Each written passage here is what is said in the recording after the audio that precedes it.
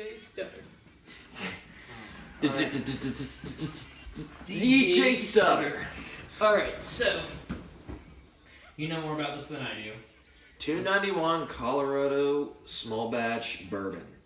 And it is finished with Colorado Aspen Oak Staves. And there's a lot of award stickers on it. Yeah, and honestly it's well earned because this is one of the most unique things I think I've ever tasted. Mm-hmm. Do you smell it? Whoa, that smells like a rye.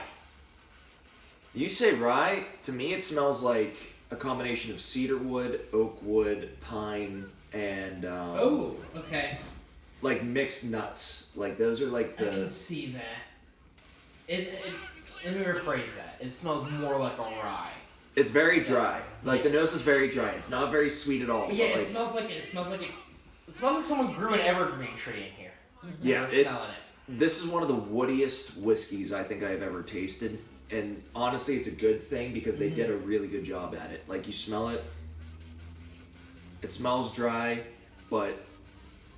I mean, you could say, like, it's a similar dryness to a rye, but the dryness is all wood, so it's a little bit different in that regard. It's like a very,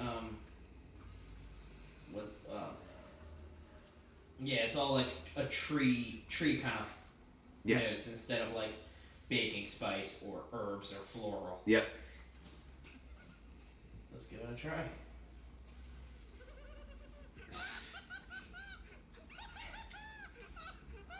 So, Pine.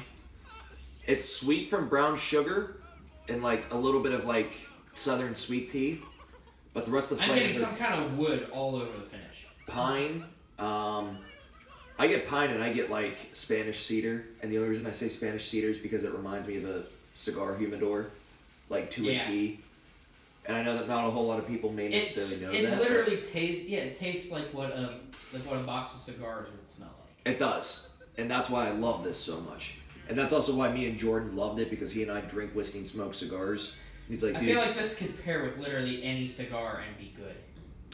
Probably, yeah. And like I haven't done it yet, which is why I'm sipping it slowly, because so that it lasts long enough for you to have some. Because oddly enough, it's really sweet, but like there's just so much. It has no bite to it. It just has a very woody pine. It has a little bit of bite if it's your first pour, but that's also because it's 100 proof. Right. If you have something else before it, it has. I would say heat more than it has bite. Yes, I would agree. But with it that. just has heat for the proof. It's not like it's hot. No, which is really weird because most craft whiskeys are not like that. Yeah. They taste young and they're hot.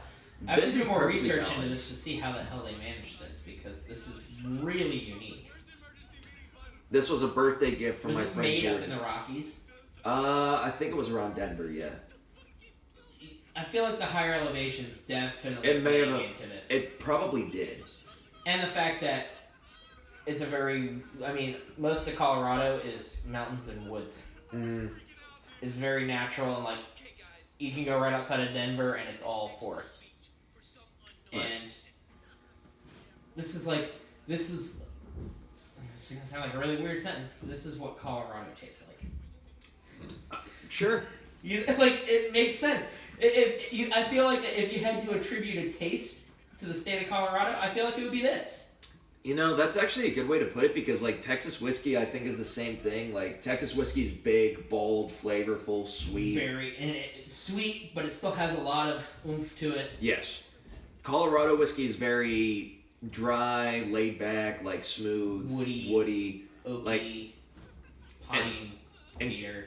Kentucky whiskey is Kentucky whiskey. Like even craft like Kentucky distilleries like Rabbit Hole and New Riff, they taste like actual Kentucky bourbons, where they're quality, they're what you get, what you pay for. And then like if you get like, you know, craft from New York, craft from PA, they taste like shit. Looking at you, Wiggle. Looking at you, Hudson. That could be good if they knew what they were doing, or they released aged stuff. It had more potential. I don't even know if it would be good if they knew what they were doing. We're going to be trying McLaughlin, so we'll see how McLaughlin is. I've heard they're actually pretty good. They're not terrible, but it's one of those places where I still wouldn't spend the money. They're going to let me try their cask strength. Oh, that's a game changer. Okay. Yeah. Okay. That changes things. I'll explain more of what I'm going to get to try after we Yes, that's not something that you share. Well, not just that, it's not relevant. Fair enough. But this is so fucking unique. We've had, all three of these have been really unique whiskeys that are hard to compare to something else. But in terms of uniqueness, this blows the other ones out of the water. Yeah, no, I've never had anything like this at all. Like, I don't want to say it's my favorite thing, but it's something that I would have, if someone gave me this bottle or if I bought it to try it, I would have zero regrets. I would be happy as, I am happy as fuck. This was a birthday gift for me, and I love it. I've also heard good things about other Colorado brands. Have you heard of Laws? No. Apparently, it's very highly rated, even among people who haven't had it's made a couple of craft lists of some of the best craft whiskey that isn't talked about, and they're from Colorado too. My friend actually might be bringing some of that back for me to try. I'll let you know. This is delicious. This is very different. Yeah, Lisa's face tells me she doesn't like the pine. Yeah, it's not that I dislike it. It's just I'm not assimilating to the flavor as quickly as I do others. Yeah. Because this is very, very different. And I feel like because Logan and I try a lot more different things and have very, very, very... I'd say we have really refined palates at this point, where we know for whiskey what we're at getting. least, yes. Yeah. We know what we're getting. And so for us, when we try something that's super different, it's more of a, oh, this is really different, as opposed to, oh, this is really different. Yeah. Like I really like... There is a little bit of that pine on the finish that I'm not the biggest fan of, but I don't hate it. It has some part of that note. It doesn't sit perfectly with me. So one of the things I got on the end was cinnamon stick. Not like cinnamon spice, but like an actual cinnamon stick. That might be what it is. It might be. Not necessarily because I like that note in some things, but I'm getting a tiny bit of that and it clashes with everything else to me. But it's not something to complain about at all, because I think this is delicious. It's such an interesting and complex whiskey for the fact that it's craft and it's young. How much is this? I don't know because it was a gift. I just know that it was pricier. Okay. For craft, it's pricier. This is really good though. It starts off sweet and it finishes dry, not a bitter dry, but But some of the sweet, none of the sweet notes linger, but some of the sweetness lingers. Yes. I love it. I'm gonna try and make it last as long as I can. And I need to have it with a cigar at some point because this would pair super well with a cigar. Because it's sweet and it's oaky and woody and dry, which yeah, I'm anxious for nice, long, nice weather so I can try it with a cigar.